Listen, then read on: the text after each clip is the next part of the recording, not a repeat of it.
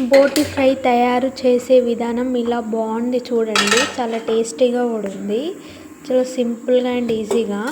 First stove ముట్టించుకొని తర్వాత pan పెట్టుకొని తగినంత నూనె పోసుకొని అందులోనే కొద్దిగంత జీలకర్ర, కరివేపాకు, పచ్చిమిర్చి, కొత్తిమీర, పుదీనా కొద్దిగంత వేసుకొని కొద్దిగా వేగించిన తర్వాత అందులోని అల్లం వెల్లిగడ్డ పేస్ట్ వేసుకోవాలి. అది వేసుకున్న తర్వాత మంచిగా పచ్చి వాసన పోవాలి అల్లం వెల్లిగడ్డ పేస్ట్. నెక్స్ట్ మంచిగా కడిగి పెట్టుకొని కట్ చేసుకున్న బోటిని మొత్తం ఒకే విధంగా అందులో వేసుకొని మంచిగా నూనెలోనే బ్రౌన్ కలర్ వచ్చేంత వరకు ఉడికించుకోవాలి. మంచిగా కలుపుకోవాలి బోటి కలుపుకున్న తర్వాత దానిపై మూత పెట్టుకొని ఒక 10 minutes ఉడికించుకోవాలి. ఫస్ట్ ఉడికిన తర్వాత అది ఆ నూనె మొత్తం అలా మంచిగా బొంగు వచ్చేంత వరకు ఉంచుకోవాలి. ఇక్కడ మాత్రం జాగ్రత్తగా చేయాలండి. ఎందుకంటే బోటి బాగా డీప్ ఫ్రై అయిందనుకో చిటపట అని మనుషుల మీద కూడా పడుతుంది, అది పేలుతుంది అన్నమాట. అందులోనే పసుపు వేసుకొని మంచిగా కలుపుకోవాలి. మంచి ఎల్లో కలర్లోకి వస్తుంది. వేసుకున్న తర్వాత అందులోనే కొద్దిగంత మీకు సాల్ట్ తక్కువ ఉంటే వేసుకోవచ్చండి, లేదంటే లేదు. ఎందుకంటే ముక్కలకి పట్టాలంటే మంచిగా ఇప్పుడు వేసుకుంటేనే బాగుంటుంది. నెక్స్ట్ కారం వేసుకోవాలి. తగినంత కారం వేసుకున్న తర్వాత మంచిగా కలుపుకొని మూత పెట్టేసి ఒక 10 minutes మళ్ళీ ఉడికించుకోవాలి.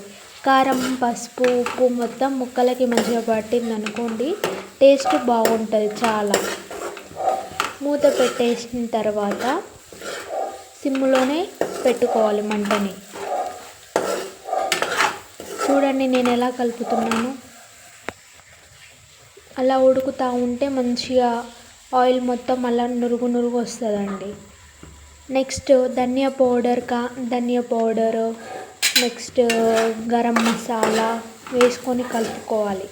కలుపుకున్న తర్వాత కొత్తిమీర, పుదీనా వేసుకొని మంచిగా ఒక 2 minutes ఉంచుకున్నాం అనుకో మనం వేసుకున్న ఇంగ్రీడియంట్స్ అన్నీ మంచిగా ముక్కలకు పట్టి చాలా టేస్టీగా ఆయిల్గా లేకుండా చాలా బాగుంటుంది. మంచిగా డీప్ ఫ్రై చేసినట్టు ఉంటుంది. కావాలనుకుంటే మీకు ఒక 2-3 days కూడా ఉంటుంది. ఇట్లా ఫ్రిడ్జ్లో స్టోర్ చేసుకోకుండా కూడా ఫ్రిడ్జ్లో స్టోర్ చేసుకున్నాం అనుకో ఎన్ని రోజులైనా ఉండొచ్చు. ఇది బోటి ఫ్రైని మంచిగా రోటీలోకి కానీ, చపాతీలకు కానీ, మంచిగా పూరీలోకి కానీ, బగారా అన్నంలోకి కానీ చాలా బాగుంటుంది. చూడండి ఎంత బాగుందో. మన ఛానల్ని చూసేవాళ్ళు సబ్స్క్రైబ్ చేసుకోండి ప్లీజ్.